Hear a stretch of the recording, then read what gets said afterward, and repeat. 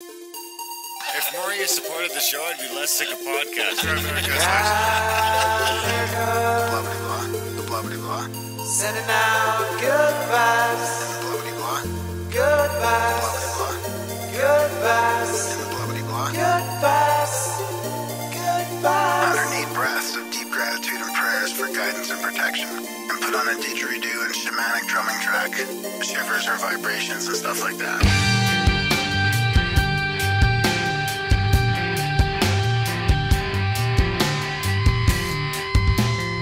America.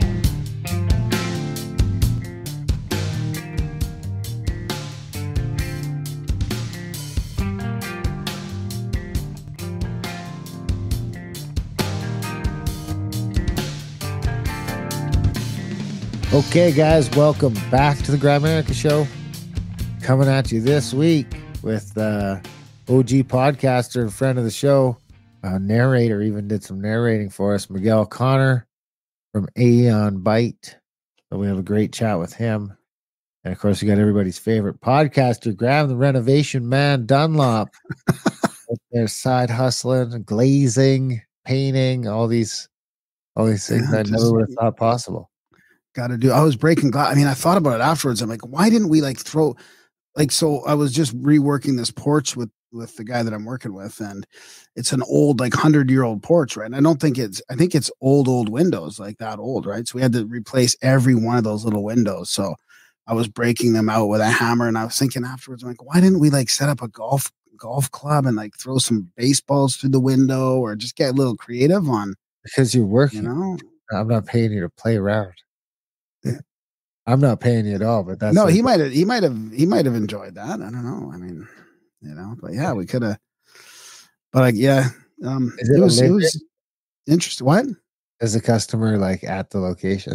Yeah, it's a house. It's an old house. Yeah, and be hitting golf balls and throwing baseballs in the yard. Yeah, I know. But I mean, because it was, I was like, why aren't we videotaping this? We're breaking all the glass. It's just fun.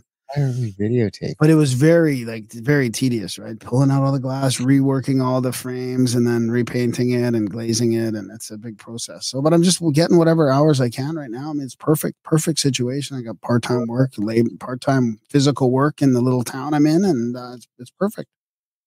It's good for you, the physical work. Yep. When you're working, you look a little more trim. Yeah. A little more bouncy stuff. It's good for you. Get you out of the house. Yeah. I'm sore a lot though. I'm tired. It's exhausting.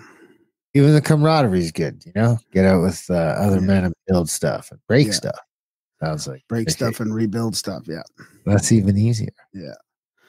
Let's see what else. It's a perfect situation, man. I'm reading. I'm almost finished Varieties of Religious Experience. So I'm reading that in the morning, narrating that in the mornings, and then going out to do that physical work in the day, and then podcasting by night. It's busy, long days, but it's all good.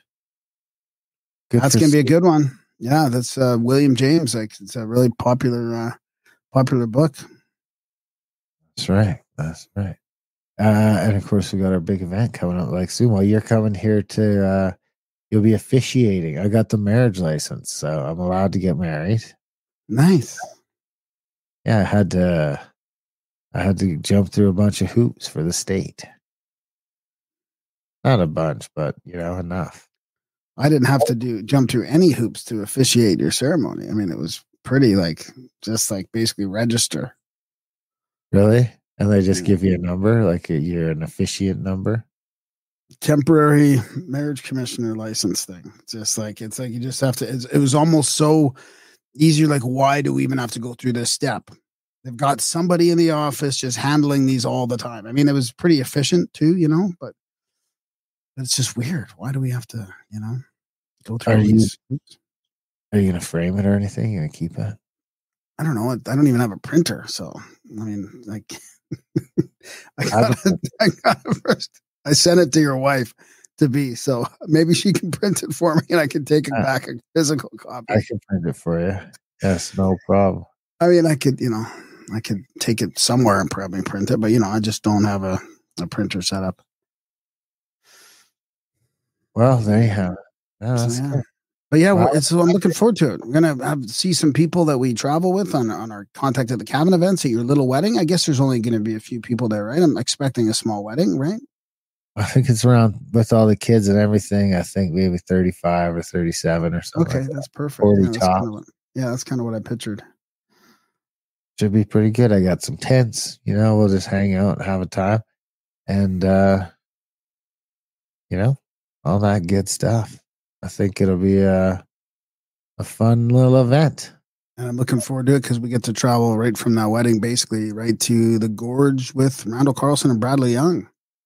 The little about a week, 6 nights, 6 nights, right? 6 nights in the gorge. 6 nights in the gorge, yeah, that's nights, right. Not in the gorge, but traveling to the gorge and then in the gorge, yeah. Spokane, Lewiston, Kennewick, Hood River, ending in Portland. So yeah, there's still like 1 or 2 spots left for that. If people want to jump in last minute, they can go over, get that, and join us on a little trip, a little merry adventure. Go to contactofthecabin.com. That's right. There's links in the show notes. Always links in the show notes. Randall Carlson, Brad Young. Oh, there you have it. I mean, that's a good one to get to. It's a good one to get to. Oh yeah, it includes a Zoom call, like a personal Zoom call with all the attendants and Randall and Brad. So we have like a little Zoom meeting for a couple hours going over everything.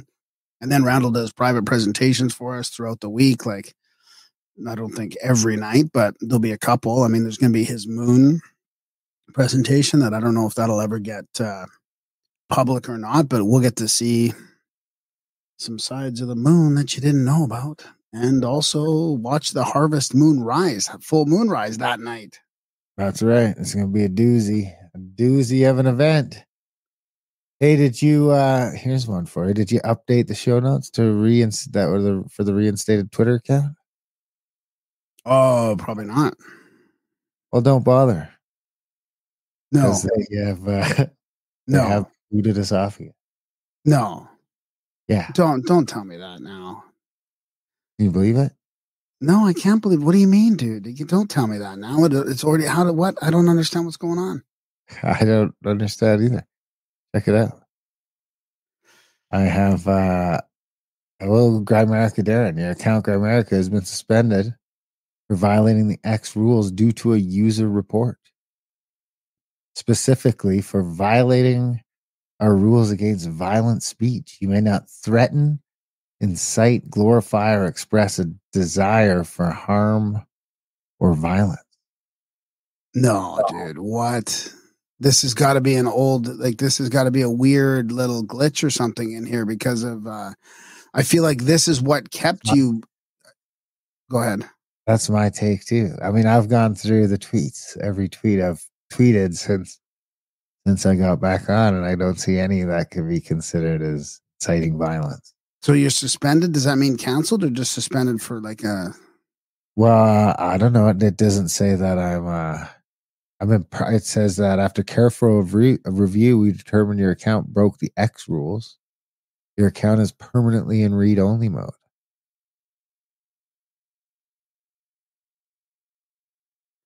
And I mean, all the tweets are super benign. Well, it's because you know why it's picking up your old ones somehow.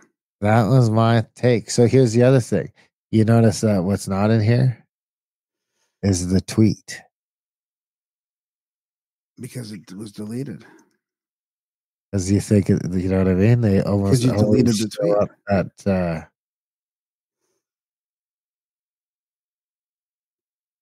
oh, that's so weird, dude. Because it normally would show the tweet, the offensive tweet, right? Yeah, but you had to delete the tweet. But I had to delete the tweet. And it wasn't even offensive, honestly. It was just the tweet was until you stroke out. Until you stroke out. You're not glorifying it and citing. It's a friendly, loving warning that if you keep up this behavior, that's what's going to happen. Not by anybody's hand except for your own. And then I retweeted some stuff, critical of the Palestinian. No, there's some Ottawa, but there's some glitch of the Canadian, glitch, right? Whatever kept you in that penalty box before, which was something about Canada and the Canadian politicians, is now what? Has caught me again. They've The net that I broke through, I've like got caught in another net. no, they've reinstated the old net. Like they found those other ones that you did. You should have gone and deleted those ones actually Which other ones? while you're in there. Which other ones? The ones that you were talking about, unliving people unliving themselves and stuff. Like that's the way we have to talk about it these days. About people killing themselves? No, you just unliving. You can't, and then you go and just go against me. I give you the new way we're supposed to talk about these things, and then you just, Well, I'm definitely not gonna like police my speech on the podcast. I will consider not posting certain words if you think that it'll help, but I'm definitely not in any way, shape, or form going to censor myself on the show. But then shouldn't it show me the tweet? Oh, totally. Something's whacked. That's really crazy. So what's your plan? Did you already reply? That's so disappointing, dude. When did that happen? Just today. Just a few hours ago. Did you already appeal again? I appealed. And I also asked for evidence of the offense. Like, show me what I've done wrong. Did you get your AI to help you appeal against their AI? Like, now you're stuck in the AI. I'm probably AI ravine again. I'm probably stuck in the AI box again. I've already just Did you get a response? I got some tweets out there. I boosted your account at least. I got 20 more followers.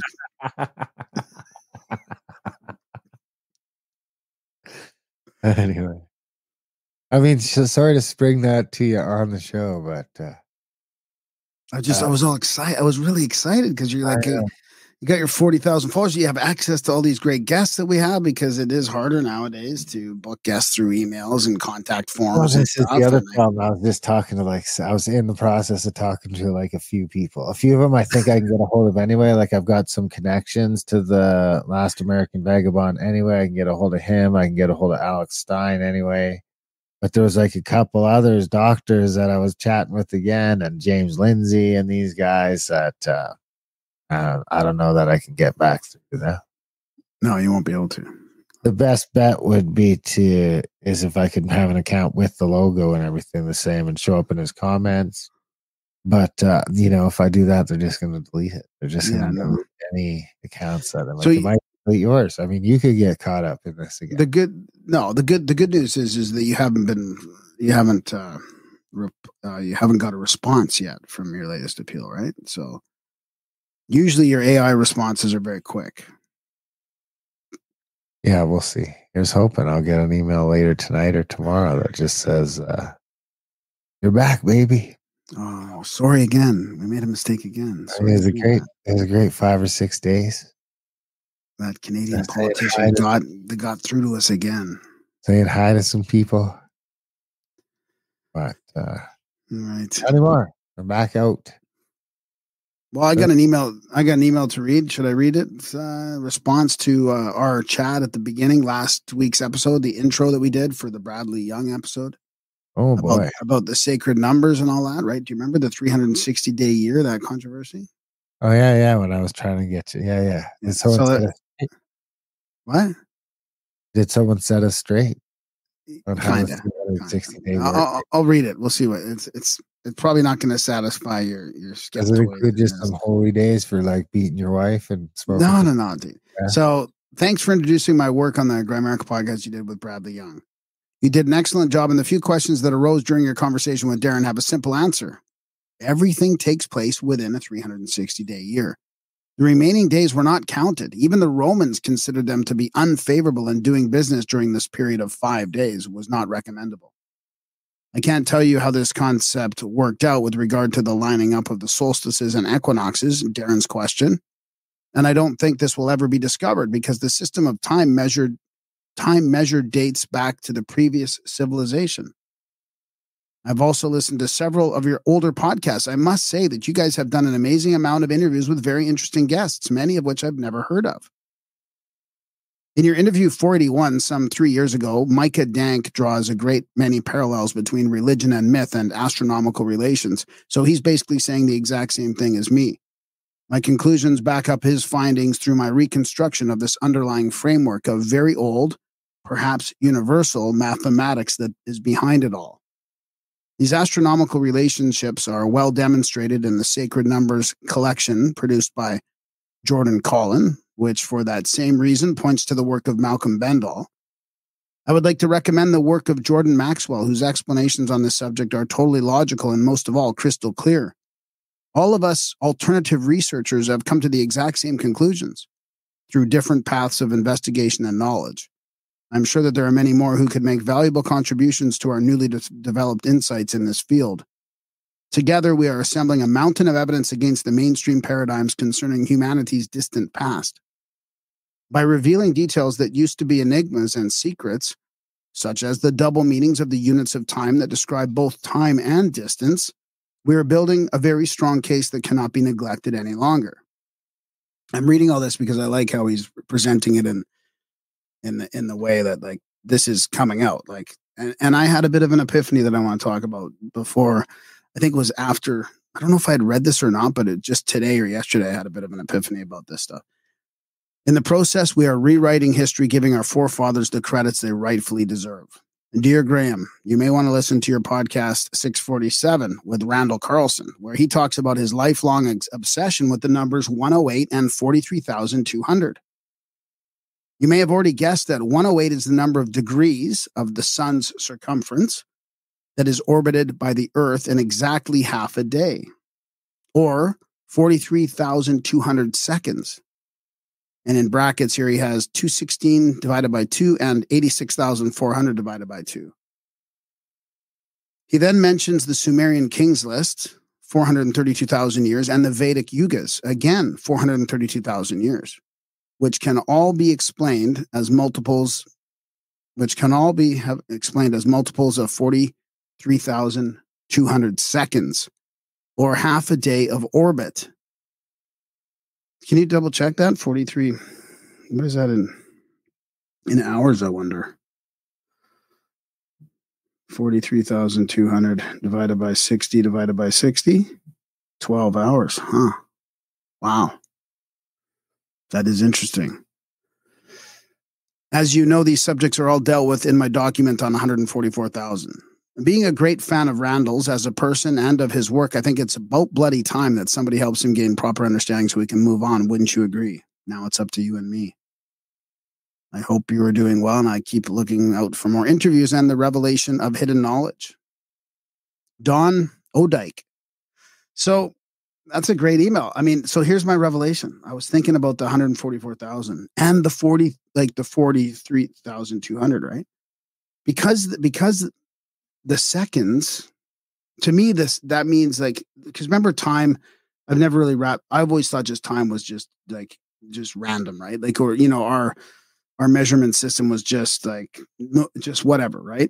General, not sacred for some other meaning. But if the second is like 43,000 seconds in a half day, for example, 12 hours, or the 144,000 seconds, if they're correlated with these astronomical things, to me, there's some meaning, like sacred meaning behind that.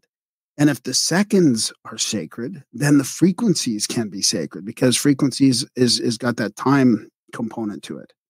So 432, for example, right? 432 is that main frequency, right? The one that they talk about. And that to me, so all of a sudden it's gaining more weight to me, how these sacred numbers mean things, right? Because now I can understand why the frequencies are sacred, because the time is sacred that it's made from. And again, it's 432. You're muted, which has been nice. I haven't been interrupted through this whole time. You're still muted. Well, I'm back, baby. I guess that I feel you. I mean, definitely feel you for most of it.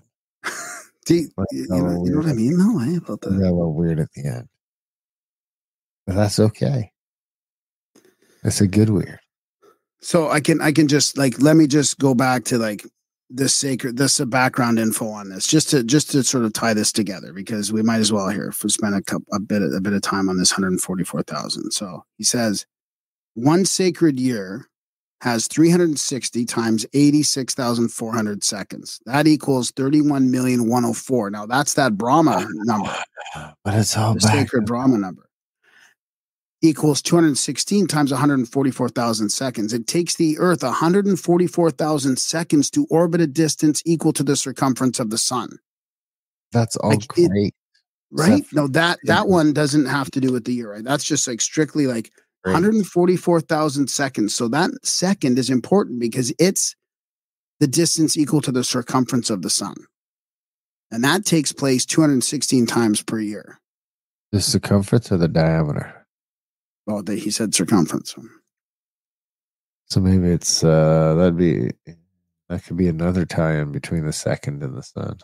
That's exactly like that's why these numbers are so important, because it's like the ancients knew that it took us that long, and like that's how time was calculated. Maybe not like a watch like we have, like yeah, but wait. Isn't that just as simple as saying, okay, okay, let me think about this for a second. Yeah. So isn't that like the seconds to the sun?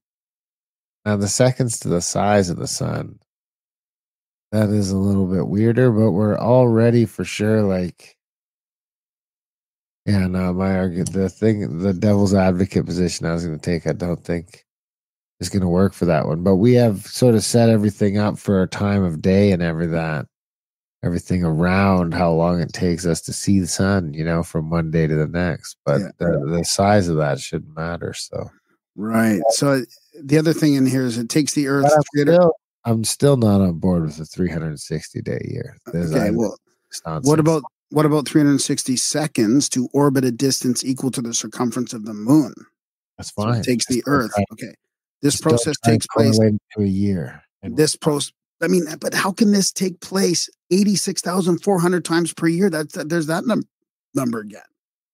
The only way you'd convince me is if the year used to be that long and something's happened and we're a little farther away from the sun. Or whatever's going on out there. No, I don't think it's flat though. Anyway, are you done? I guess, yeah. I did want to. We got some people to thank. I mean, all right. We did our little support rap. We got a few bites. We could use a few more bites. I mean, let's be honest. But we did get a few bites, so it is nice to see that there was some people out there listening to our dire straits and coming around and helping out. A few monthlies, a few new one-time donations. Do you want to go through them, Graham? Sure, I can go through them. Yeah. So we have Cody Edwards. Hola, amigos. Gas money for Columbia Gorge tour. Love the content, Darren. Trying to be funny. Keep working on that and fix that crooked mustache. You got a crooked mustache? Graham, I don't know you so well, so I won't give you shit yet. Seriously, though, boys. Much from Idaho. Much love from Idaho. And then this one's from James. James 3333. Hello, lads. Actually, I should say how much Cody's was. Does it say? 4320. There's that number again. 43.20. Hey. How did he know? Oh my God.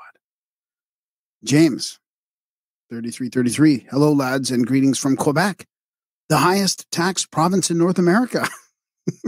I'm still sticking it out here after moving from California almost 15 years ago. Sometimes I wonder why, but it goes without saying. Your show has helped keep me sane. Keep them coming, James in Montreal. Not only spending all your taxes, you're spending a bunch of my taxes too, James. Yeah, thanks, James. How does that Alberta and Saskatchewan money feel over there back east? Saskatchewan. Or we send money, I think. I think we're above. I think. Yeah, you do. Anyways.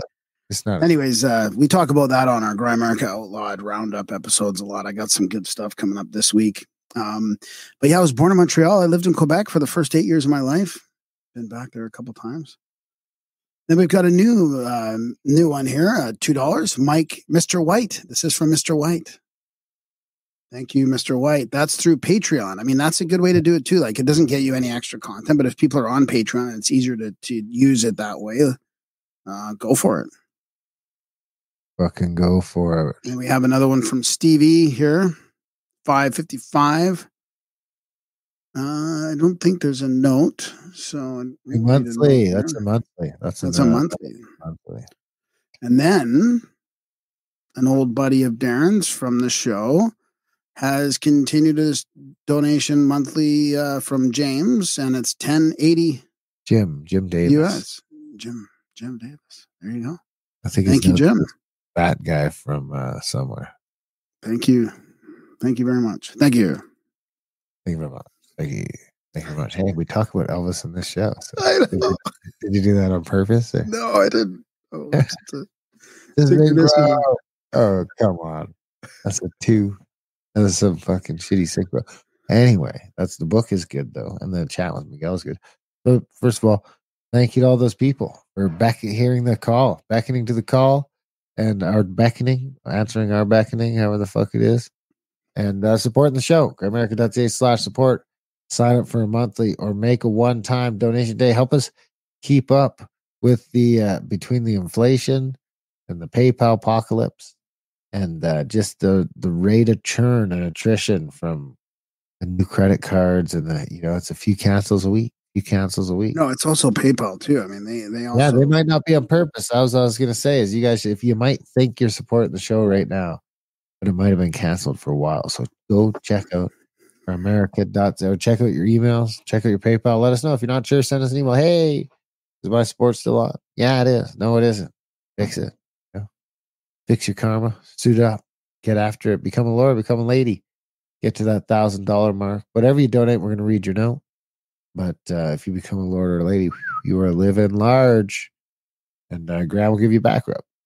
So, and what else? I think that's it. Just support. I got a bio for Miguel here. You do have a bio? A bio? Yeah. Bio for Miguel. All right, let's have it. His life quest is to inspire others so they may find their authentic selves and artistic potential. Oh, wait, before I do that, I have an email first before I have another email. Oh, that's right. I knew you did. Yeah. Yeah, I just got to go back and find it here quickly. I think it's some advice for you. For me? Yeah. What kind of advice? Hey, guys, I love all your work. I listen regularly. Darren, during the interview, was talking about how it seems a bit discouraging to be told that you need to follow Jesus to get to the afterlife. It's a hard concept to come to grips with. I have my skepticism too. But as far as following the teachings of Jesus and being a good person, Jesus says that he is the way, the truth, and the life, and that none shall come to the Father except through him. It's very exclusive, but offered to everyone. I'm still learning on my own journey. You guys have been very helpful to me in finding my own path in life.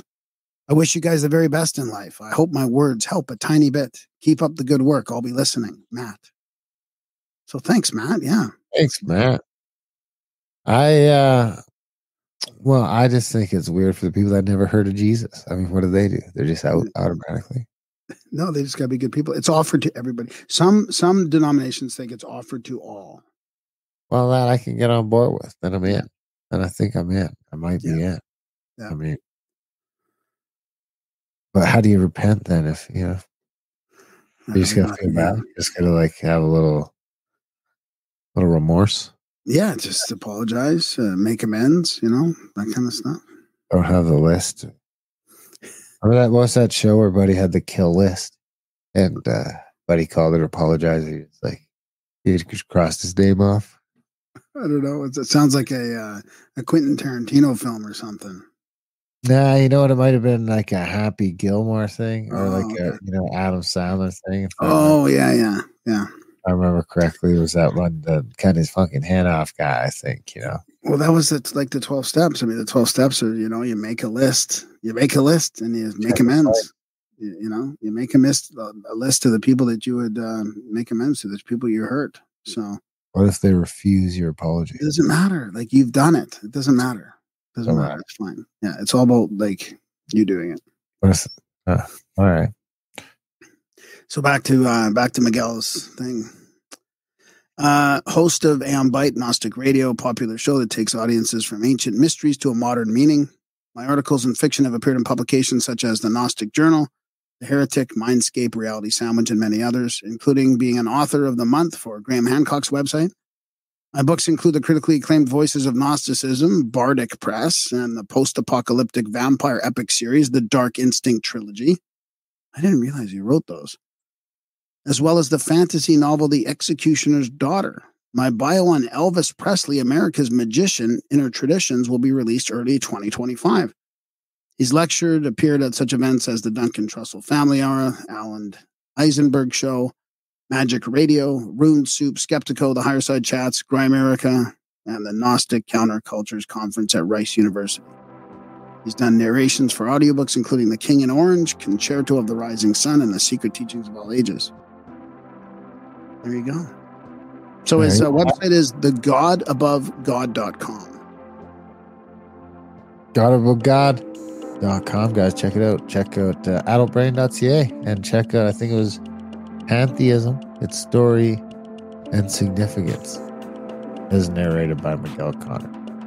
Other than that, guys, enjoy the chat. That's friend of the show, Miguel Connor.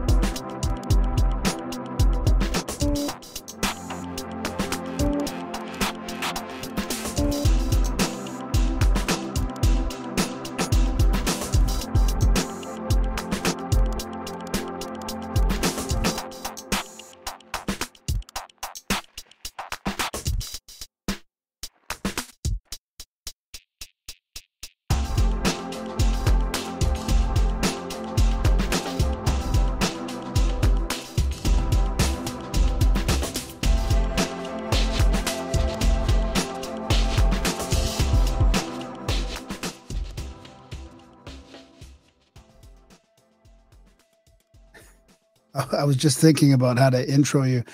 Are you the pompatus of Gnosis, Miguel? I love you want me to be, honey. Just pay me. I love your intros to all your shows. There's that. Oh, I think you have the Levy Breaks or some Zeppelin song in there that I still listen to your podcast. I'm still a subscriber, actually. Awesome. Yeah. Plus, I'm a plus member of yours. I'm not too many. I don't have too many on there, but you're still there for me. Cool. Yeah, I have to admit I've kind of fallen off the world when it comes to listening podcasts, and I hate it. But what am I pointing? The Elvis book, David Bowie book, and other projects, I just don't have time. I don't have time to watch TV. So Elvis book? Yeah. See that over there? Wait, now I'm pointing at the cat over there. The Elvis book. Yeah, it's coming out in April of 2025. Whatever you thought about Elvis is wrong. And Elvis is the main thesis is that Elvis is the greatest magician in modernity. All those guys, Crowley, John Dee, doesn't matter. They're just amateurs. And Elvis is the greatest. He's America's magician. And I go into very detailed, none of the sort of sensationalistic tabloid stories, but Research Family, Priscilla, Friends, and Elvis was just a walking magician. He was a shaman. He had extraterrestrial experiences. I mean, he was into all the stuff we are into, conspiracy, long before we did, and very excited to have written it.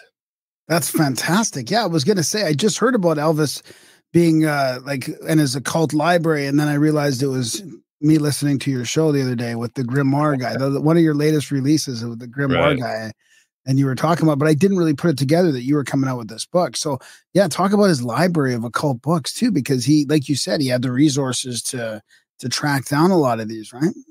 Yeah. I mean, once he got into alternative spirituality, he would have, it doesn't matter if he was going to Hollywood or Vegas, he had workers carry around 200 occult books. from Manly P. Hall to Theosophy to Ancient Aliens, all that. And he was a voracious reader, almost a scholar. And even now, you can go to Graceland or some of the other places. You're going to run into one of his alternative spirituality books, whether it's Taoism or astrology or numerology. So again, it's one of those weird things. It's a secret that was never a secret because it's right there for everybody to see. Wow, that's a fantastic little thread to pull on. So how about the end of his would be blowing up our YouTube channel? Can you imagine Elvis Presley's listening to your audiobooks? I mean, you guys are both on it. So yeah, I'll be doing the audiobook this fall. I better master like a Memphis accent. Thank you very much. But no, I'll read the book with my own accent. But maybe when I quote Elvis, I'll try to use a Tennessee accent. How many pages? It's pretty big. It's about 300 pages, 80,000 words. Wow. So it is detailed. I mean, I've got 300 or more footnotes. I mean, I backed this shit up big time, and very lucky to be with a great publisher, Inner Traditions. We know. And they've checked out my sources. Everything is lining up, and it's a big case. It really is an incredible case. And the funny thing is how it happened. I've never been an Elvis guy. Knew little about him. Didn't hear his music. You guys remember in the movie Pulp Fiction when forget what's her face is telling John Travolta there are two types of people in this world: Elvis people and Beatles people, and who you are will tell you, who you choose will tell you who you are in your life. So I was like proudly a Beatles guy, right? But then 2 years ago, almost 2 years ago, I went to Portugal. And my uncle has a Santo Daime church. He's a shaman, so he does ayahuasca ceremonies. And I did a few ayahuasca ceremonies. They were brutal. God, they were brutal. But these are necessary. Again, sometimes the scourging means it's cleaning up your system, your ego, all the junk inside of you. And after it, this voice kept saying, you need to write a book about Elvis. And I'm like, why? So I finally gave up. I think it was February of 2022. I sat down, I wrote the book, and in 3 months I had 80,000 words, 300 pages. Holy shit, dude. It just came out of me, and the book was ready. I had Mitch Horowitz help me out, place the book, and we went to Inner Traditions, and bang, and they said, yeah, this is it. We're Beatles people, but we're going to allow it. Yeah, but that must have been hard, like a deeply researched book, though. I mean, it's not you just made one up out of like a download from, your higher self or the Akashic Records or something. I mean, that must have been quite a laborious task.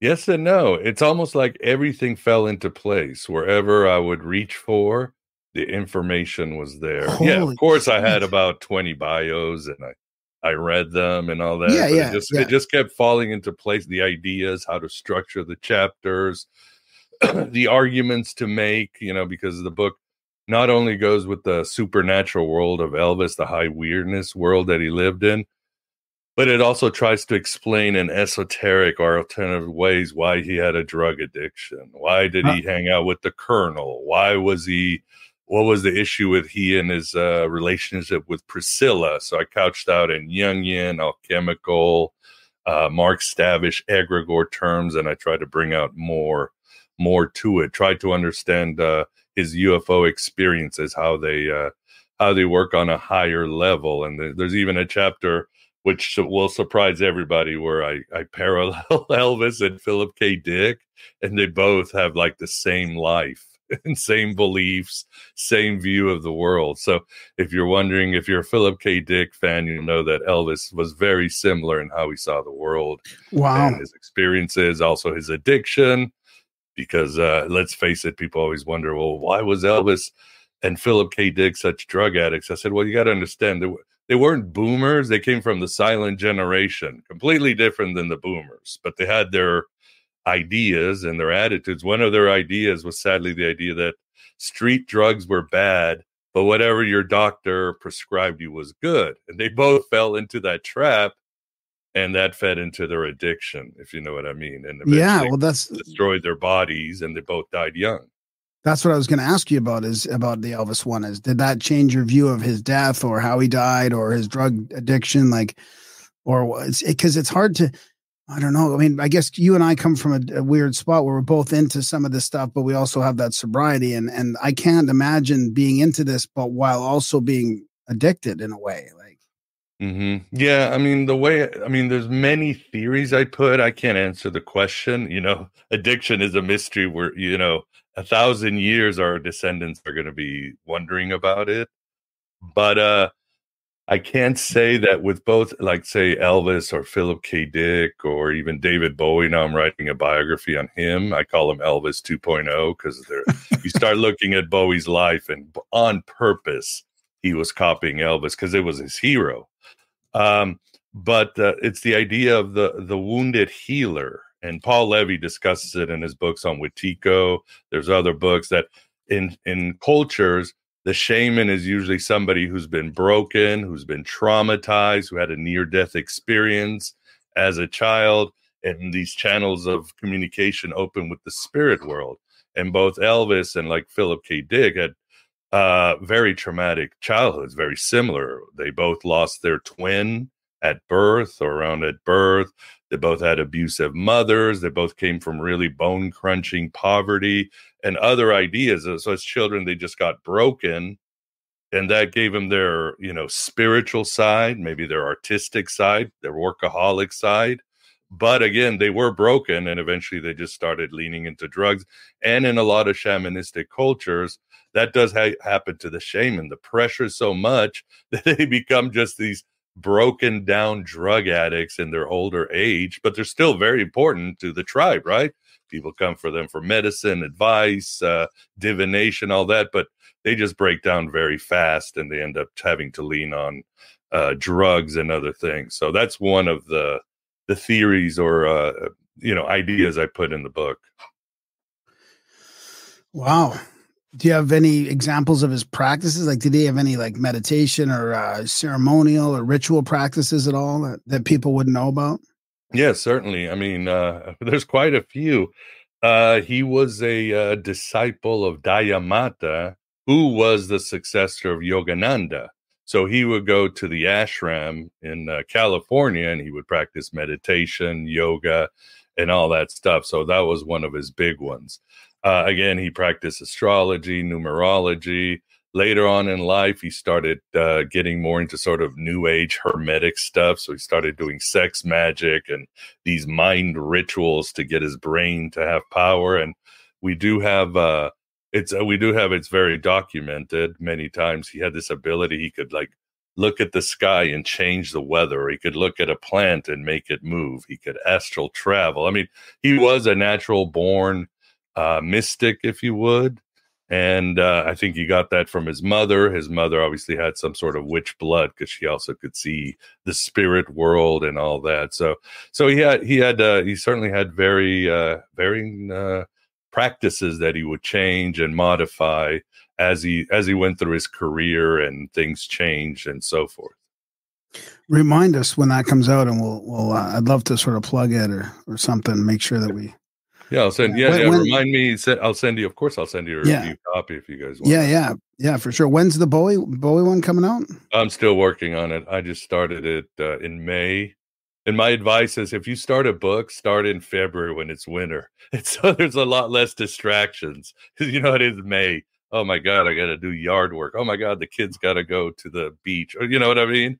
Everything. In February, it was just like nothing.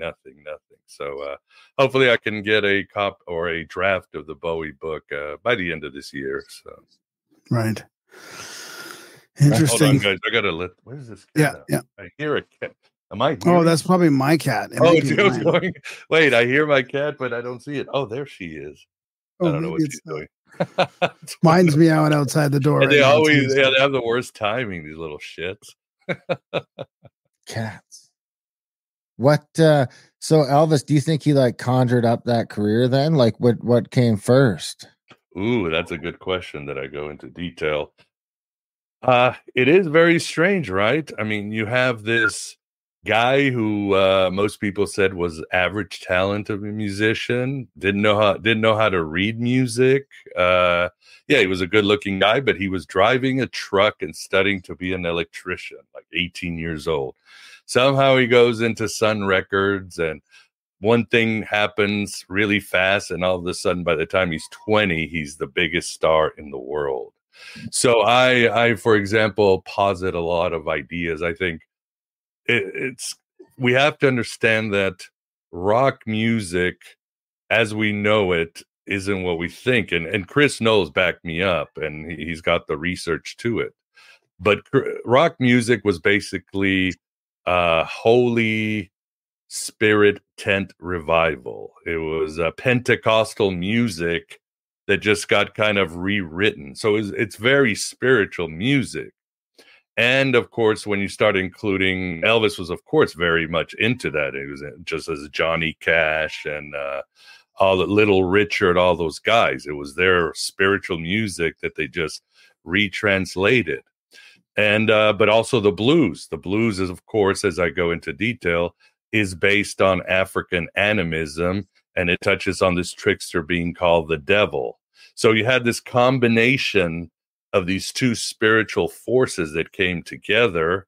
And this was an answer because when the United States came out of World War II, it became this amazing empire. Suddenly everybody had money, and we had satellites and the Russians and UFOs, and the whole world changed overnight.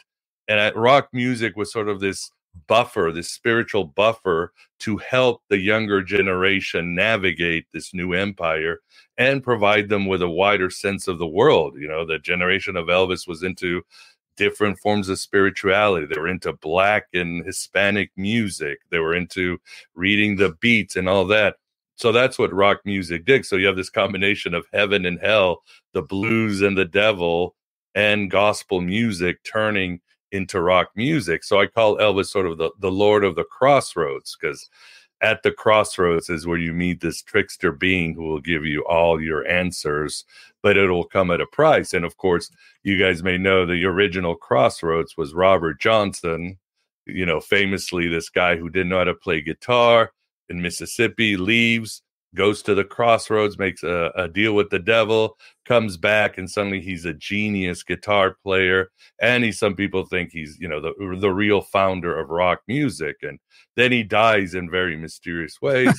Elvis died on August 16th, 1977. Robert Johnson also died on August 16th. So I go into this labyrinth of music and the devil and all that, on how Elvis just seemingly popped out of nowhere. In fact, when he was auditioning at Sun Records, he sucked. He was there and he couldn't play any music, and it went all there. And the guy who owned Sun Records was like, this is just not going to work out. And he said, why don't we call it a day? He went into the back, and Elvis just suddenly, something came over him, and this very obscure blues song called That's All Right, Mama, came into him.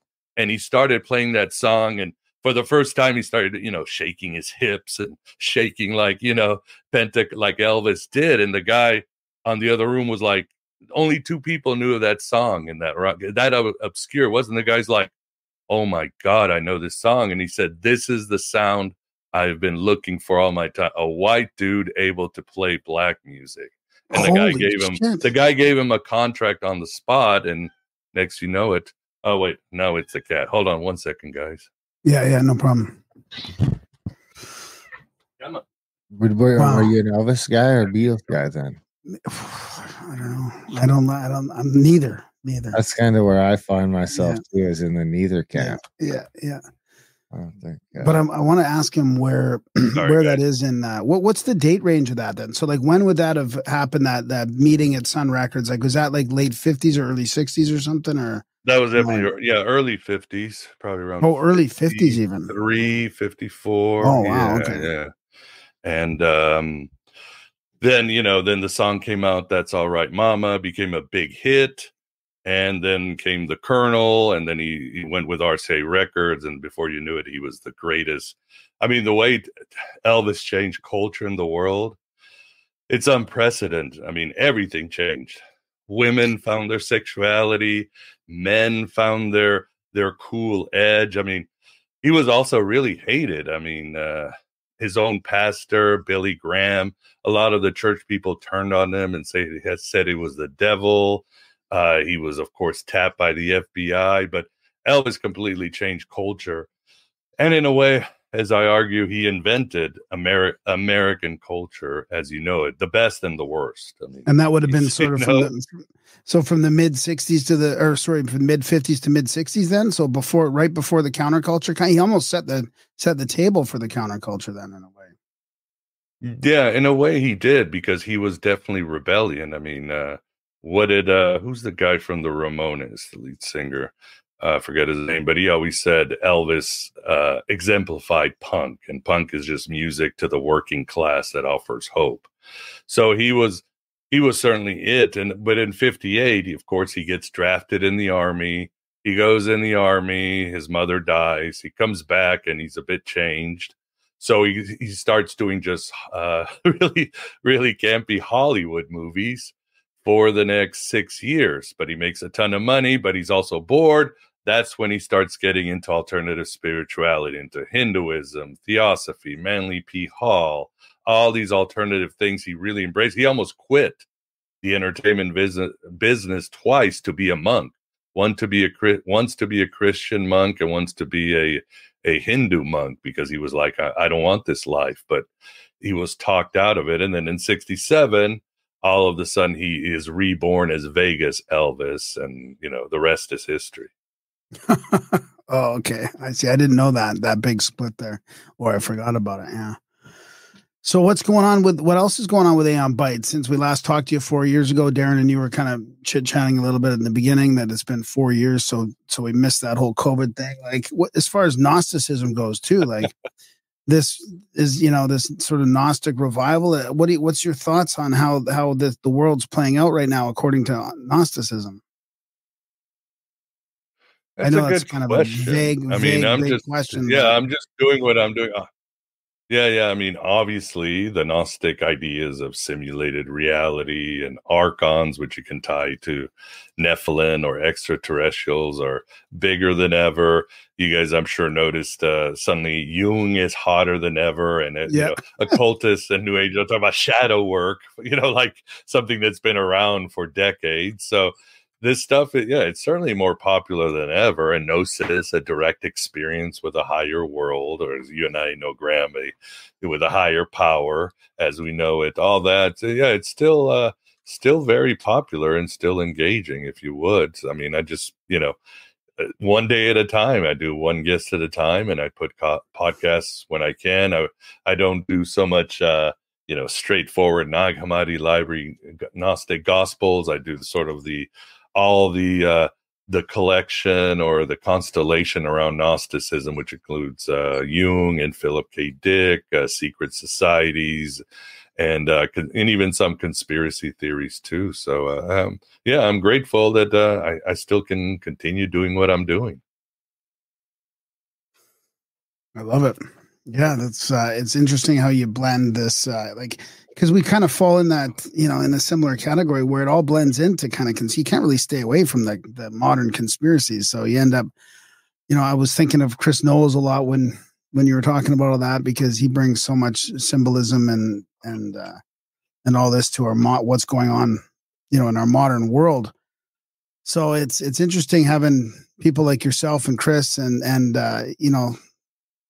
approaching it from the ancient wisdom point of view, but seeing it through a modern lens as well, because it's what about all the overt symbolism that's happening, like like the Olympics, for example. Like, I mean, doesn't it blow you away how in your face stuff is becoming now? Yeah, but I think that's a place where we all converge, whether it's Gnosticism or Christosynchro mysticism or whatever, because it's obvious that magic works. It's obviously that for tens of thousands of years, those on top, the priest and the king, the establishment, the royal families, whatever you want, know that there are certain symbols and energies that not not only can control the population and keep them suppressed, but they can interact with these higher beings, if you would, and open portals. Donnie Darko. Have you ever seen a portal? The scene in the movie theater. They can open these portals and gain extreme power. They want immortality. They want the rush of feeling godlike and all that. And they've been doing this for tens of thousands of years. The Gnostics talked about it. Others have talked about it, and we are talking about it today. But it just becomes, you might say, so apparent. Of course, also where we converge is this idea that they're interacting with these beings that somehow either have taken control of reality or they've taken control of the world. I may call them the Gnostics. Others may call them the Anunnaki. Others may call them the Titans or the Watchers or the Nephilim. But in those myths, you start. I talked to a lady the other day, even in Bolivia. There's a story of these beings called the Anunnaki. It sounds like Anunnaki, but it's the same story. These engineers that come and enslave humanity and all that. So you start seeing this sort of idea coming around. And in our age of 2024, where, since we last talked, you notice that us that thought about UFOs, we're no longer the kooks. Now we're like the mainstream. That's how much times have changed. But the idea of, extraterrestrials all works out. So it's all converging, but it's we're all saying the same thing, but with different myths, cultures, and so forth. And it all comes down to the same thing, right? The individual has rights. We should be free as humans. And we should be compassionate to the world, to nature. I mean, it's not very complicated, right, guys? It's very simple. Leave us alone. Let us live our lives. We're going to do fine with nature. Exactly. That's well said. I've been meaning to do like a post or something because I feel like, can't we just split up already? Like humanity, like let us go our way one way. And then I feel like there is a split. Like there could be a split. Of course, there's people on the fringes and there's people in the middle that might not, pick a side. But I mean, it's pretty easy. It's pretty easy split. You either just want to control other people or not, or you want to be left alone, that kind of thing. And I'm like, can't we just split up already and get out of this this sort of matrix that we're living in? But what's your prediction then? I mean, things are escalating. No. Like what's your, like, how is it going to keep going from here? I would like to. I would say, as above, so below. I would say we probably, at least the United States and probably Canada, it's time for a divorce and a split. I mean, that's it. I mean, I don't think there's any other way around it. We just need to get to it. And I know in our tropes, we have the heads that will be walking in fields like at Gettysburg, like putting our muskets and shooting each other.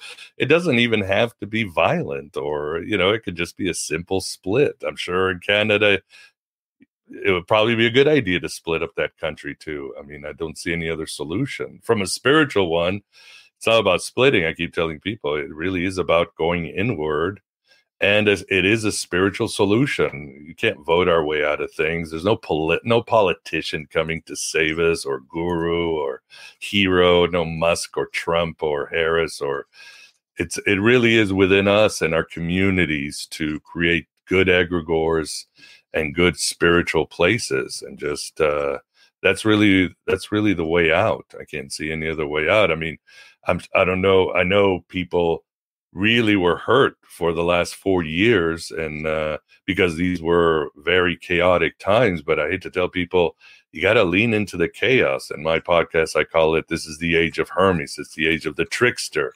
We are transitioning to another time. And only this trickster mentality will get us through the other side, as he has in all other ages. So that's, embrace the chaos. In chaotic systems, be the butterfly effect. It just takes one thread and you can throw the whole thing off balance if you want. So those are my simple short solutions. And I think that's why, like Chris and I at the Gnosis, we're having that talk. Why are so many people, like on the fringes, it seems, going back to Orthodox Christianity or Christianity? And I can understand why, because the God of the Bible offers order, right? These are the rules. You're protected. This is how we do it. The church will take care of it. And in these chaotic times, some men just need it. Men aren't getting initiated. So that's where they're ending up with people like Andrew Tate, because we've lost our initiation mechanism for men. We need that back, because we men are a mess from the time we're 13 to the time we're in adulthood. We need to be, we need initiation and control and all that. So I can see why some men have gone into right-wing Christianity. But my advice is no, man, embrace the chaos, go through the storm, just let it rip. Well, it's funny. We've been talking about the same thing. I mean, but I look at it as it's a rebellious position right now because of the overt war on Christianity and against Christ. And, Right. it seems like the rebellious position. It's like, well, what are we going to do when everybody seems to be at war with us? We're going to join that side and fight back. That seems to be the logical thing. But I mean, I was thinking about there is a problem egregores. with that. Go ahead. No, go ahead. No, I was just thinking about egregores. Yeah, the problem with that is I think we're on an overlap or 1 second delay. Go ahead, talk about egregores. Well, no, I feel like we're in a massive egregore recently with social media and with all this stuff coming out with the Olympics. And it's not just the overt symbolism one way, but it's everybody's reaction to it right now. The new age kind of getting, pushback, there's and maybe that's from the increase in the right-hand Christian thing that's happening right now as well. But I feel like there's a big, real battle with egregores right now. And I do like the advice to embrace the chaos, really. But what were you going to say about the rebellious position? Yeah, I like what you said about egregores. Of course, that's what we do with communities and other things. And what was I going to say? Yeah, you have to be careful because Chris Knowles did a lot of work years ago. I think we're looking at 10 years ago, how the Christian right was a complete psyop, like QAnon and many of these movements. And now even maybe late to the game, people like James Lindsay and others are starting to realize, oh, crap, this new Christian right might be a psyop. Because that's how it works, right, guys? No matter where you go, it's corrupt. The archons are going to get their talons or whatever is going to get their talons into things. So again, we go back to the thing of chaos. And the other thing that it's interesting is I was talking to a guest, and when you look at the statistics in 2009, race relations and gender relations were good. I say we did it, right? Generation X, our dream has come true. The content of their character, judge everybody on their merits. Things were fine. But then everything split up and went to shit. Why? Social media. Social media itself is created to divide us. That's how the algorithm works. That's how these companies make money, that we get the shit that gives us fight or flight, or the person that agrees with us, or the dick we want to write a smart comment about on social media. So that's the problem right there, was the divisive social. Of course, the housing crash, destroyed the hopes and dreams of a generation of working class people and others of all races and colors. So you had those two problems, and it's just being exasperated today. And I think we need to put the brakes. And again, we need to go into the chaos or disengage and work on our inner selves. Stop projecting.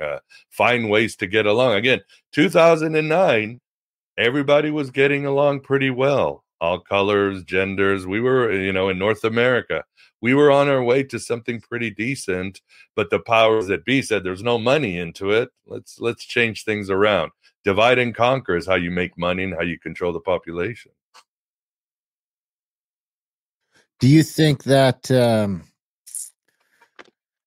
do you think there's a reason for that? And is there specifically a reason that Gnosticism might be playing? Is it in reaction to a population that seems to be awakening and not wokening, but awakening at an alarming rate to spirituality and to magic and to manifestation and to corruption and to just sort of a bunch of stuff all at once? But if you had to pick a package to put it all into, Gnosis might be as good a word to describe it as anything, right? Because it's just Gnosis about a bunch of different things. Right. No, for sure. Yeah. And that's always one way to do it. But as the Persian saying goes, evil always turns stupid, and they have turned really stupid. They've gotten so inbred. The old playbook doesn't work. Too many people woke up after 9/11 and the Iraq War and the housing crash. So I don't think we can put that genie in the bottle.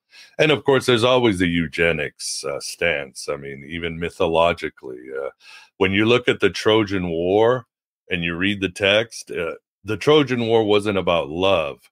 The Trojan War was because Zeus decided that the human population had grown too much, and he needed to cut it down to size and give it a little humility. And these myths, as they say, never were, but are always is, or always are. In other words, it's true. So again, you have this game of eugenics where too many people wake up. We got too many people on this place. We need to bring them down. We need to control them. We need to create the right type of people. And it's a game that's always been happening. And I think that's what it's good for podcasts and reading and all that, and reading history and mythology, because it's not original. As Gandalf told Frodo, these things happen. You just have to do the best you can in these days. Nothing new under the sun. So there's always a solution. Even going back to the Lord of the Rings, don't feel hopeless. Everybody has a mission. Everybody has a purpose. We can all make a difference. Like, again, the butterfly effect. And as the Queen of the Elves said, even the smallest person can change the course of the future. So we have the power. We just have to remember that and believe in it. It's just hard sometimes to accept that there's no easy, there might be solutions, but it's not like we're going to just win it. Like it's the long battle. It's a long game, we can change, we can turn the tide, and we can sort of, but I feel like I've come to surrender to this as being like a process, and not, getting to the final stage here. Yeah, it's a changing of an era. Western culture is collapsing. It happens many times throughout history. Some nations do very well. Some cultures do fine. They just move on. I mean, nothing wrong with it.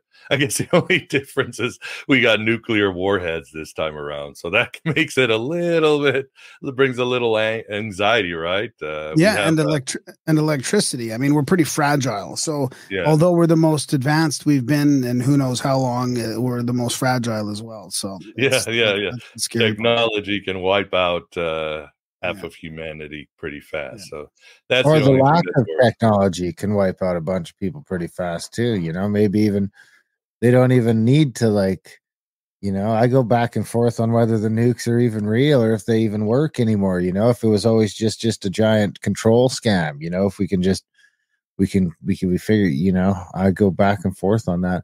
But there was but just the power going out, that'll do it, right? If the power goes out, just the power going out for a month would probably take out half the population. Yeah. But you have to wonder if that's a psyop, because I worked for this company, this marketing company, in like 2017. I was going to these conferences and writing copy about this. So I'm like, you know what I mean?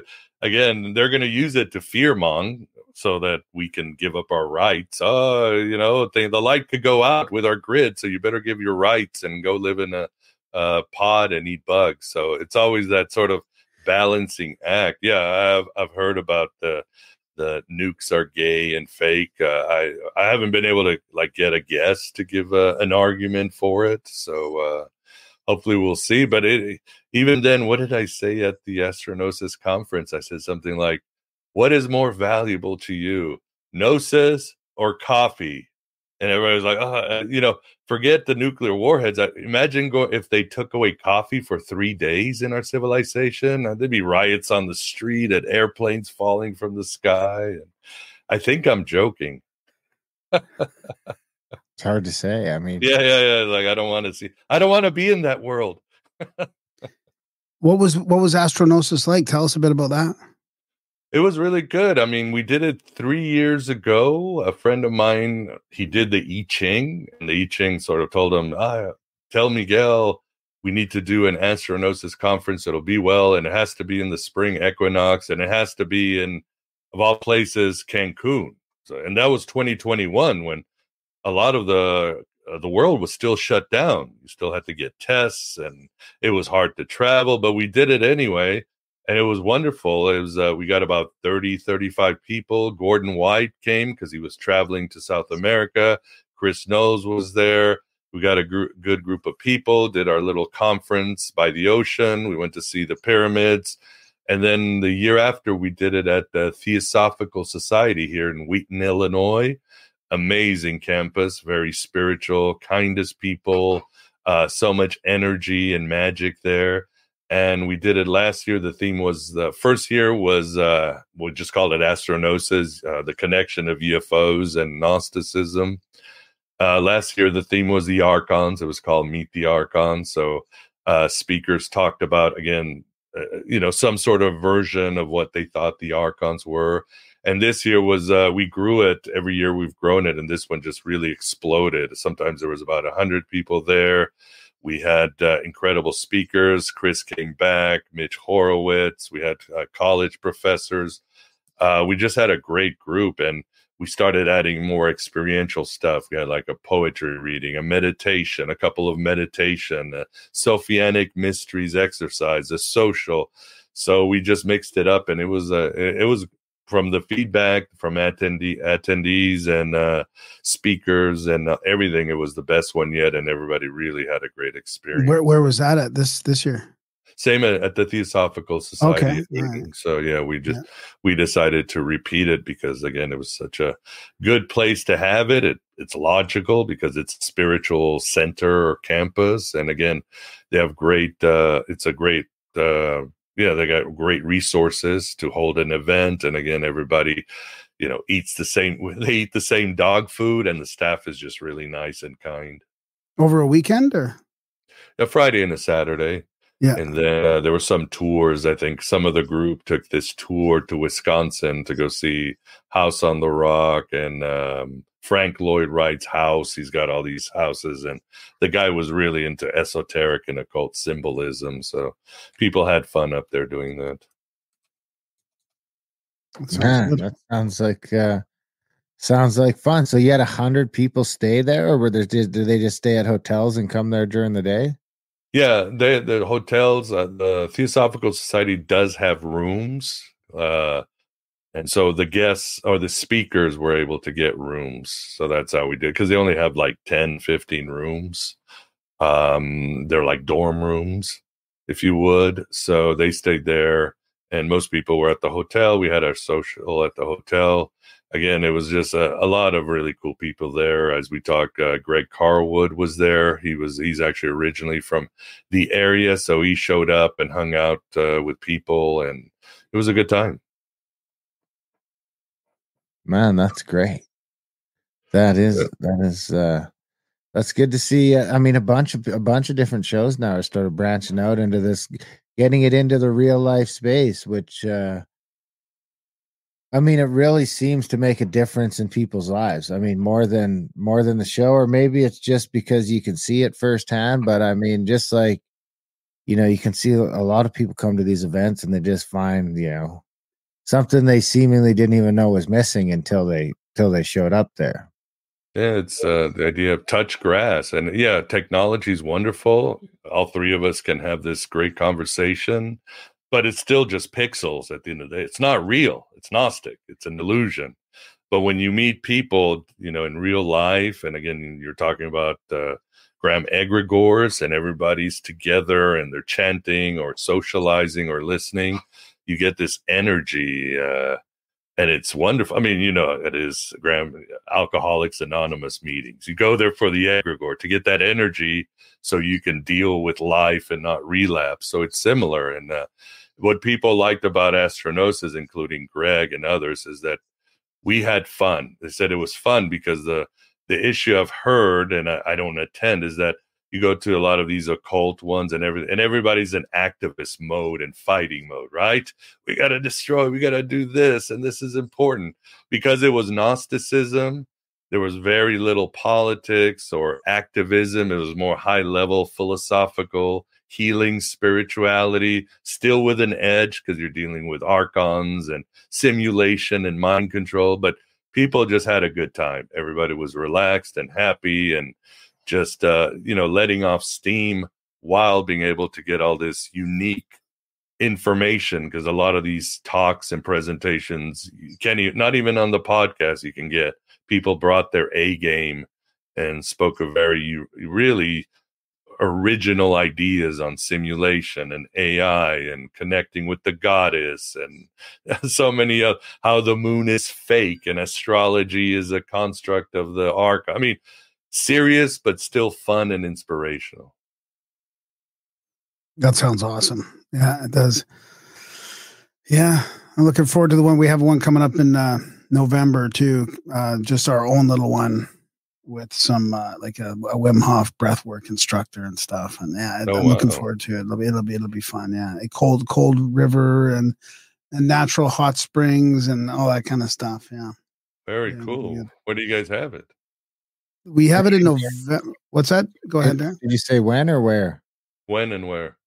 In Vermeer, British Columbia, right at the start of winter here in Canada. So, okay. Did we have snow? Yeah, there was snow last time.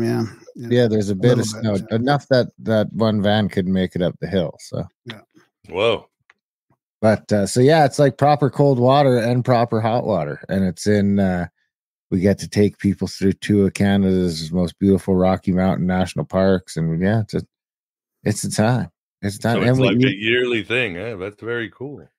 Well, this is only the second year, so we'll see. We've been doing them all over the states, and we decided to bring one home, and it's just a little easier logistically and financially. And yeah, I've seen you guys do the tours, and I've seen the pictures, and they're very cool. So I'm glad you're doing it again. It's invaluable.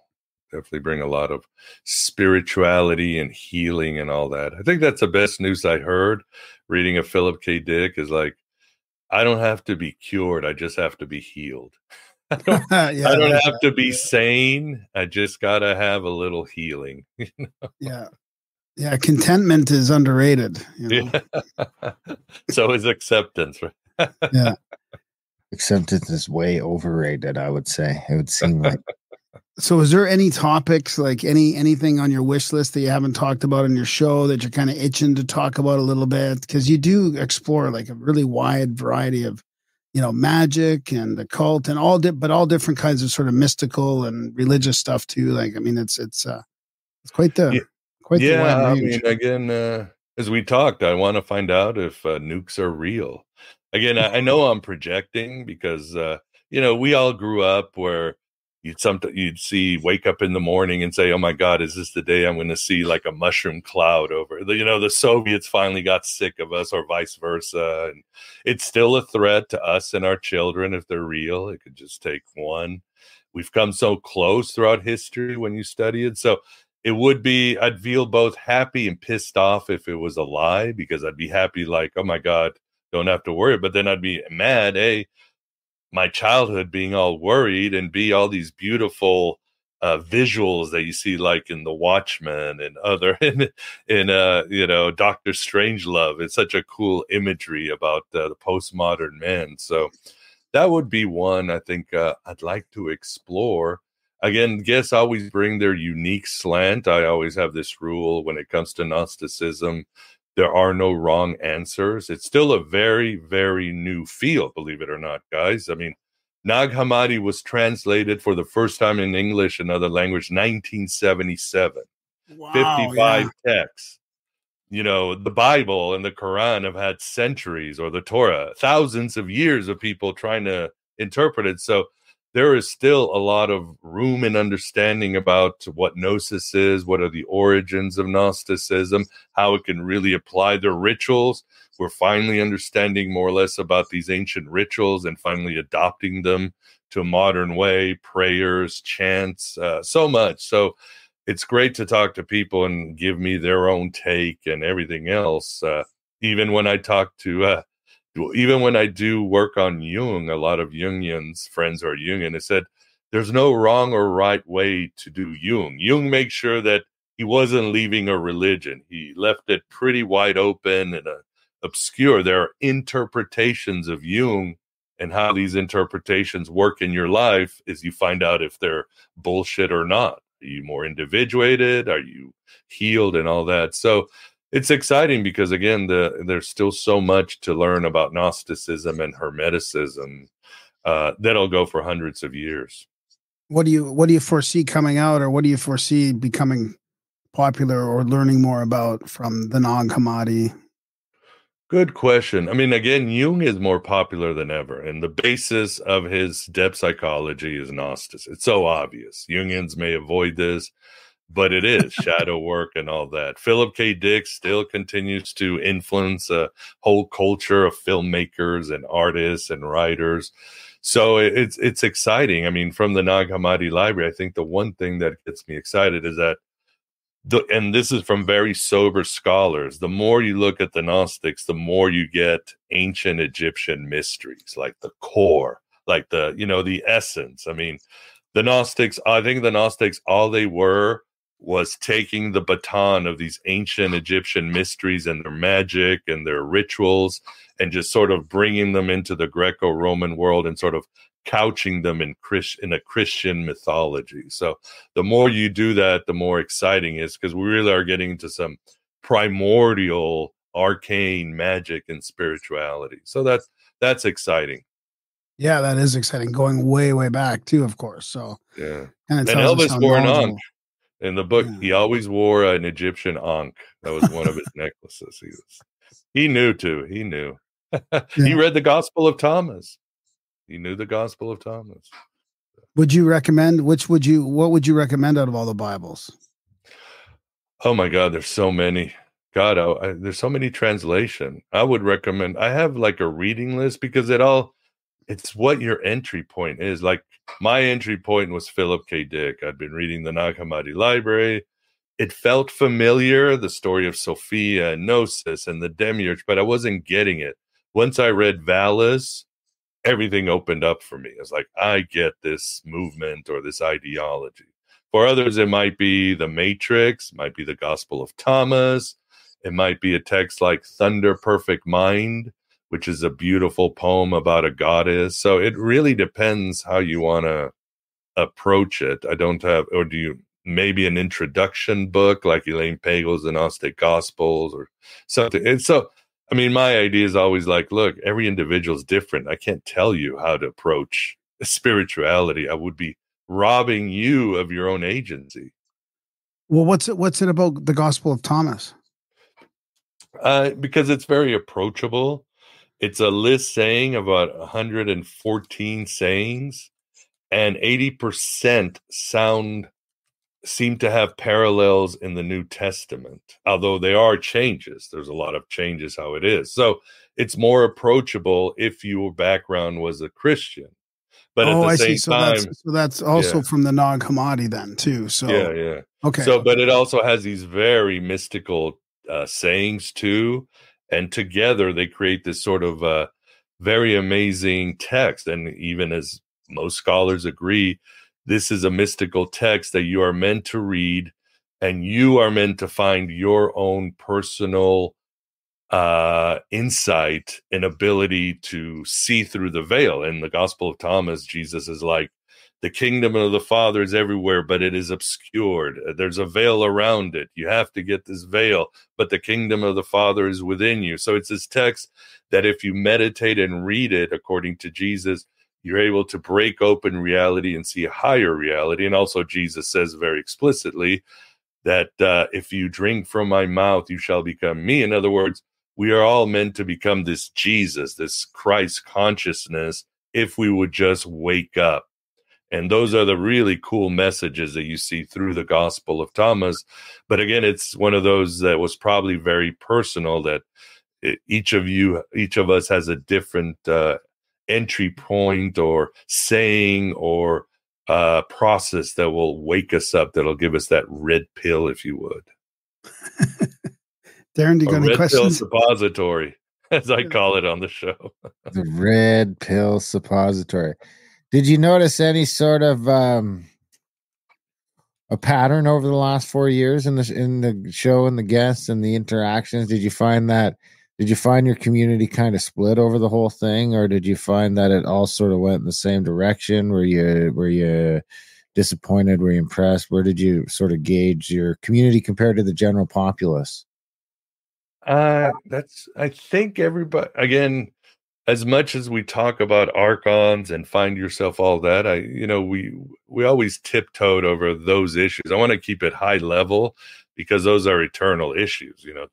I kept telling people things come and go, but your individuality, your rights, once those are gone, you ain't getting those back. That's one idea I kept saying, regardless of what your stance, where you stood in it, you make your choices, your body, what you want to do. What I want to do is what I want to do.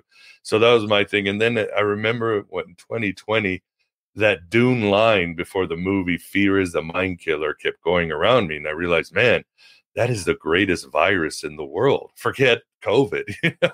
If you can give somebody a little virus of fear and let that spread in their mind, you can get them to do anything, to see anything. And I'm not judging, because I have to look at my life when I got afraid and I made stupid decisions and cut off people and, robbed myself of years of just being free and happy. It's a horrible virus, but it really comes down, we talk about chaos, is, I want to live free. I want people to have their rights and their individuality. And it's not an easy one, because as somebody once told me on the show, in an equal society, you have less freedom.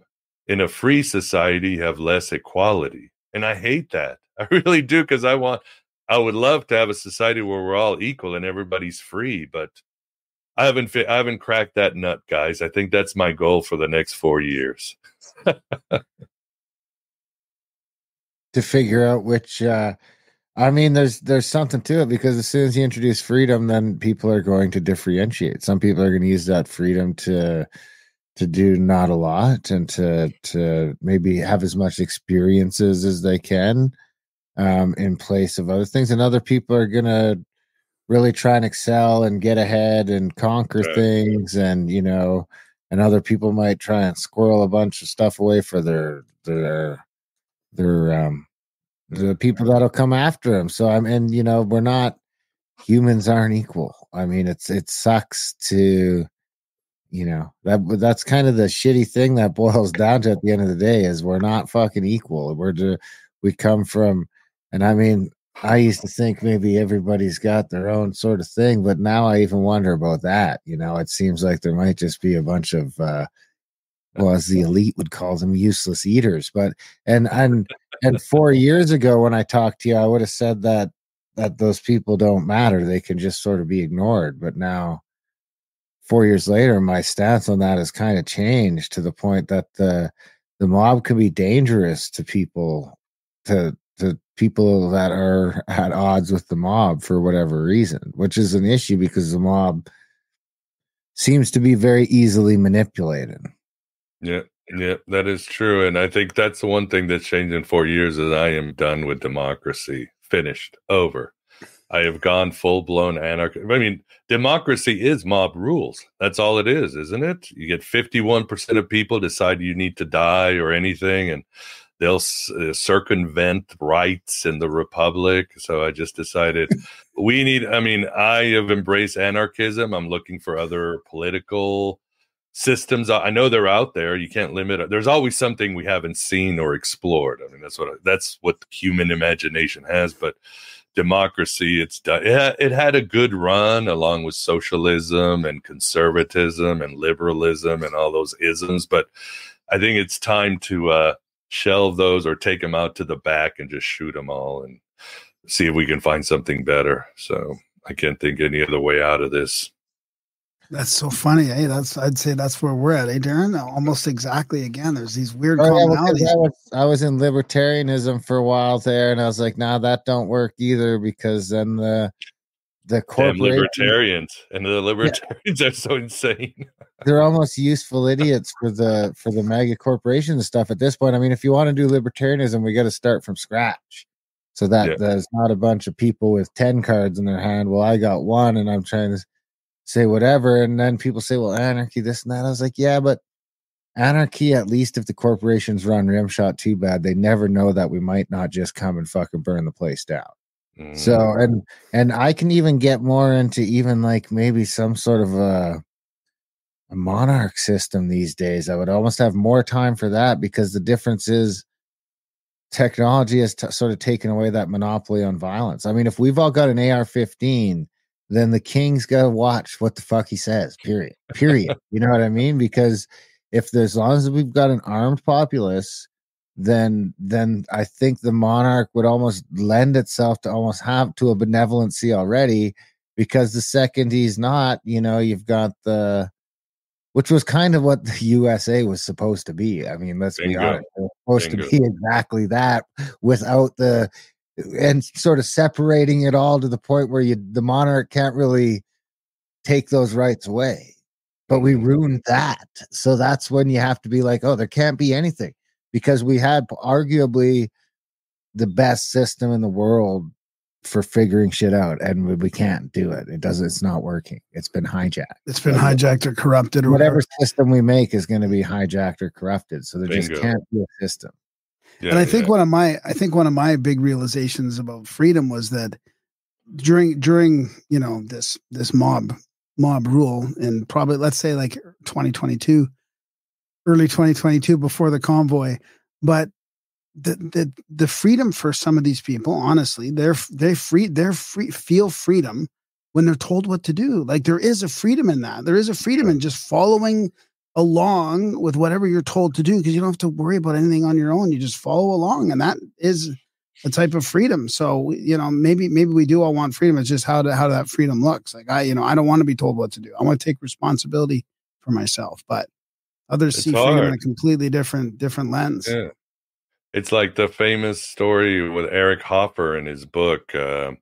He talks about when they captured this Nazi officer, and they're like, why the hell did you do this? You knew it was bad. He's like, I wanted to be free from freedom. And I can relate. Living is hard. Being a grown-up is hard. Decisions always have a blowback, and it's painful, whether it's with our kids or spouses, or, you know, there's a price to pay, big price to pay. It's easier, like you said, we're just told everything's going to be safe. Here's your food. Here's your bed.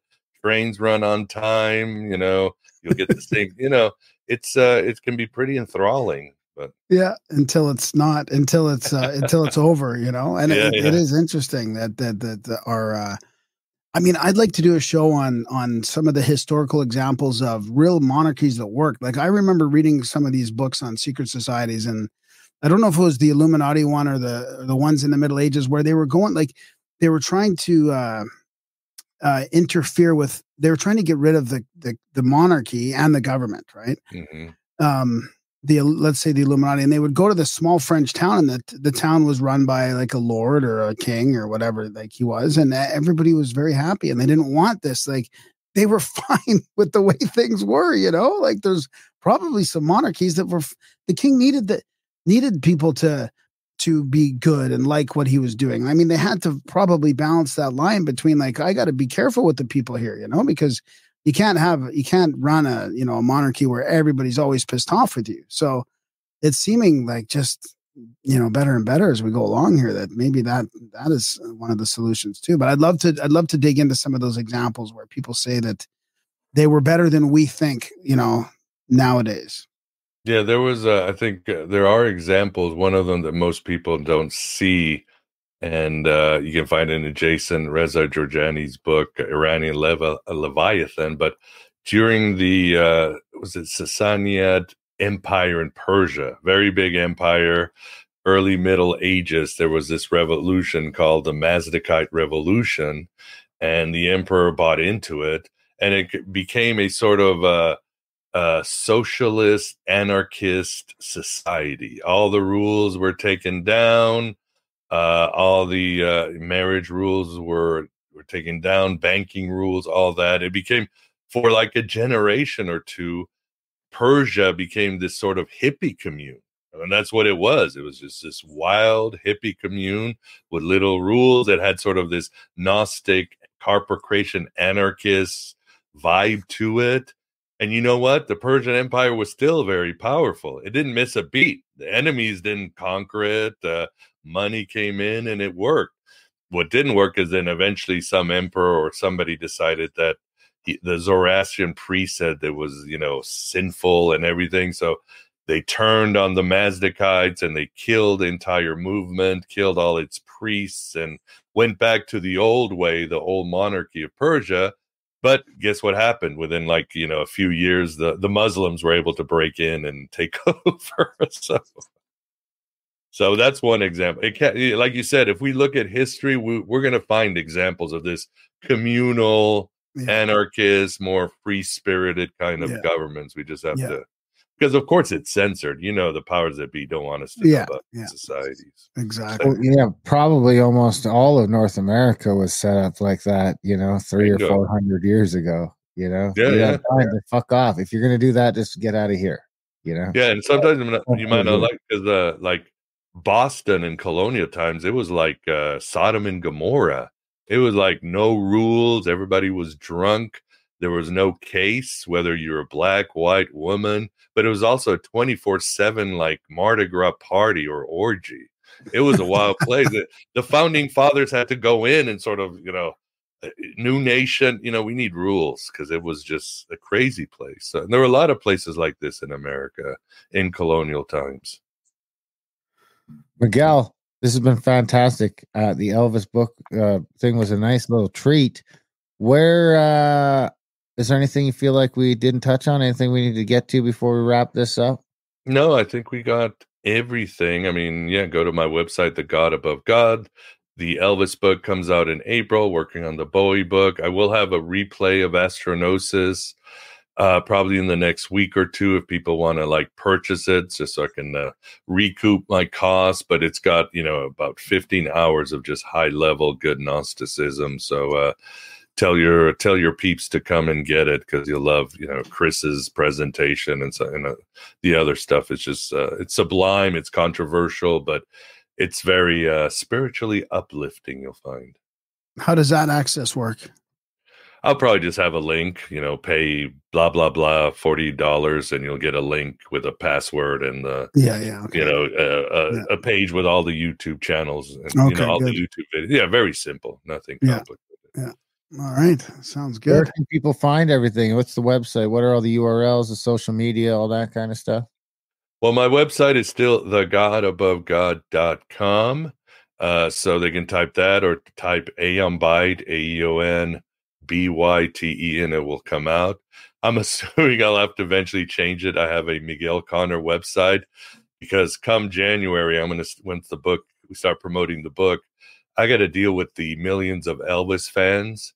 And they're not going to be keen on the God above God and Gnosis, all that weirdness. You know what I mean? I want to meet them at their level and slowly show them who the real Elvis is. Because if you guys say, Elvis fans they're the most fanatical that you're ever going to find. Don't mess with them. If you think Taylor Swift fans or others are intense, nah, you ain't seen nothing yet. Well, good luck with that. Hundreds of millions around the world. That's the thing too. Yeah. Here's hoping that thing goes bestseller for you. It'd be nice to see that blow up. Miguel, this has been fantastic. Thanks for taking some time out of your Saturday to come and talk to us. And let's not wait 4 years to do this again. I agree. I mean, let's see how the monkeypox does or whatever. They're going to throw election year stuff they throw at us. But yes, let's not wait this long. It was fun as always, guys. But like we said, time flies when you're in the apocalypse under a totalitarian regime, right? Yeah. It seems like it does. It seems like it does. Have a good Saturday night. Take care, guys. See ya. And that was our chat with Miguel Connor, Aeonbyte, Coffee, Cigarettes, and Gnosis. What'd you think? Yeah, that was good. I recommend his podcast to people, It's got a wide variety of, occult and mystical spiritual stuff. So, yeah. Always a good one to check out. Always a pleasure to talk to Miguel. I did see all the pictures on Facebook, and it looked like everyone had a real good time over there. So check that out. Check out that replay. Big thanks to you guys for listening. Big thanks to Miguel for coming on the show. Of course, check out GrimericaOutlaw.ca, guys, if you want to see our other podcasts, the controversial stuff. Adult Brain, as in not a kid, but an adultbrain.ca for all the audiobooks, and contact at the cabin for the trips. By the time this comes out, it's doubtful there will be any spots left for the Randall trip, but check it out anyway. Contact at thecabin.com. There'll definitely be some Invermere spots left that we were talking about earlier. I think that's about it. Spam Graham at Grimerica.com. Other than that, we love you guys. Thanks for listening, and we will see you next week.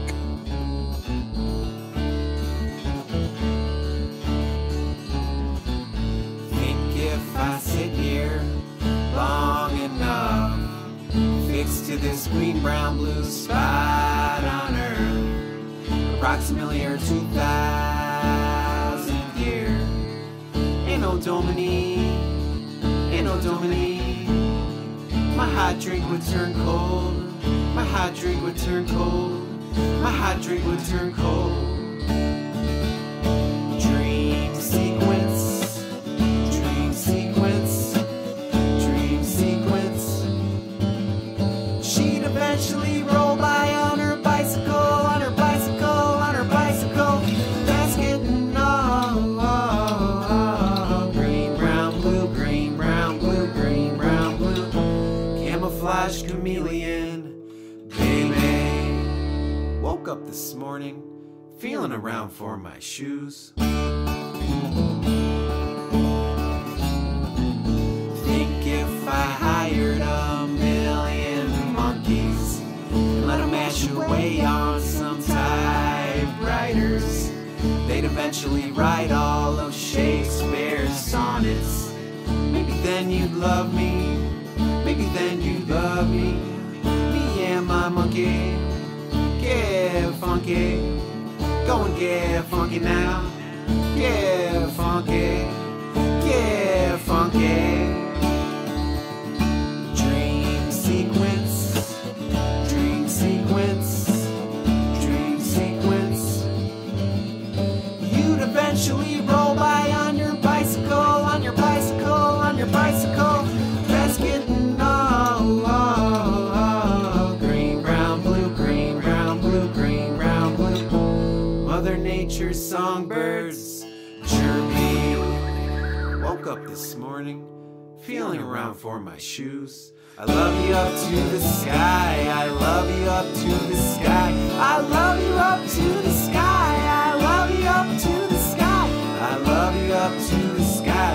I love you up to the sky. Dream sequence. As you were counting sheep, I rolled by on some comic relief. I rolled by on a tricycle, on a tricycle, on a tricycle. That's getting all milk and honey, milk and honey, milk and honey. To be or not to be, that is the question, baby. Woke up this morning and all my blues was dead and gone.